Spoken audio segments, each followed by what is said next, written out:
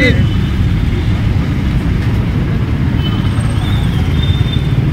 ఏదైతే రాష్ట్ర ప్రభుత్వం బీసీలకు 42% రిజర్వేషన్ ఇస్తానని చెప్పి మభ్యపెట్టి బీసీలను మోసం చేస్తుందో ఈ మోసాన్ని మాల మహానాడు తీవ్రంగా ఖండిస్తుంది.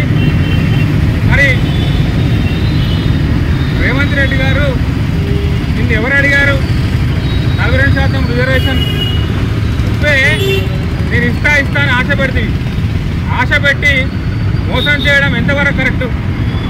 ఈ రోజున బీసీ సమాజం మొత్తం కూడా మీ మీద ఆశలతోని గంపడి ఆశలు పెట్టుకొని ఇచ్చేస్తే మీరు పూర్తిగా మోసం చేస్తారు.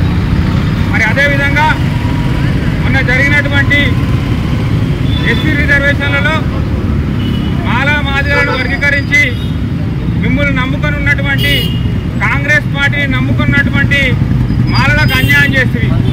మరి ఇటు మాలలు కూడా నీ గవర్నమెంట్కి నీ కాంగ్రెస్ ప్రభుత్వానికి దూరం అవుతుంది.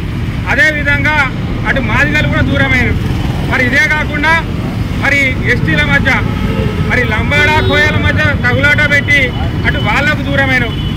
ఏవైతే వీళ్ళందరూ దూరమైనలు రేపు స్థానిక సంస్థల ఎలక్షన్లో పోతే నేను ఎట్లయినా ఓడిపోతా, మా గవర్నమెంట్ పోతుంది, మీ కాంగ్రెస్ ప్రభుత్వం నుండి అందరం కూడా ఓడిపోతామని చెప్పి ఓటమి భయంతోనే కేవలం ఈ బీసీ నాటకం ఆడి ఈ బీసీ రిజర్వేషన్ కాలే కాబట్టి మేము ఎలక్షన్లో కోట్లేమని చెప్పి మభ్యపెట్టడానికే ఈ రోజున ఈ యొక్క డ్రామాలు ఆడడం తప్పితే బీసీలను మోసం చేయడం తప్పితే ఇంకో విషయం లేదు.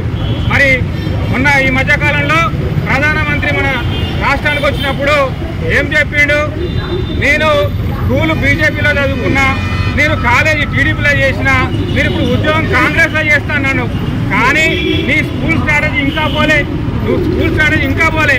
బీజేపీనేమో మతతత్వ పార్టీ అంటారు. మరి నువ్వు కులాల మధ్య చుచ్చుపడతావు. మరి నువ్వేంటిది? నువ్వు కులతత్వ పార్టీ, నీ కాంగ్రెస్ పార్టీ నువ్వు తెలుసుకోవాలా. నీ కులతత్వ పార్టీ, నీది ప్రజాపాలన. నువ్వేం చేస్తావు? రాష్ట్రంలో నువ్వు అలవుగాని హామీలు ఇచ్చి అందరినీ మోసం చేసి ఆఖరికి రాష్ట్రాల్లో రియల్ ఎస్టేట్ను కూడా మొత్తం సంకనాకిపించి రాష్ట్రాన్ని దౌర్భాగ్యం పాలు చేసినావు. ఆర్థిక వ్యవస్థను మొత్తం కుంటుపరిచినావు. ఈ రోజున నువ్వు ఏం చెప్పుకోవాలో తెలియని పరిస్థితి ఉండి ఈ బీసీ రిజర్వేషన్ల వల్లనే నేను ఎలక్షన్ల కోట్లను తప్పించుకునే ధోరణిలో అవలంబిస్తూ బీసీలను పూర్తిగా మోసం చేస్తున్నావు. నీకు రానున్న కాలంలో ఈ దళిత బహుజన సంఘాలన్నీ కూడా ఈ యొక్క కాంగ్రెస్ ప్రభుత్వానికి రానున్న ఎలక్షన్లలో కూడా బుద్ధి చెప్తుందని చెప్పి ఈ సందర్భంగా తెలియజేస్తూ నాకు ఈ అవకాశం ఇచ్చినటువంటి బహుజన బంధువులు అందరికీ కూడా కృతజ్ఞతలు తెలియజేసుకుంటూ సెలవు తీసుకుంటున్నారు. జై భీమ్.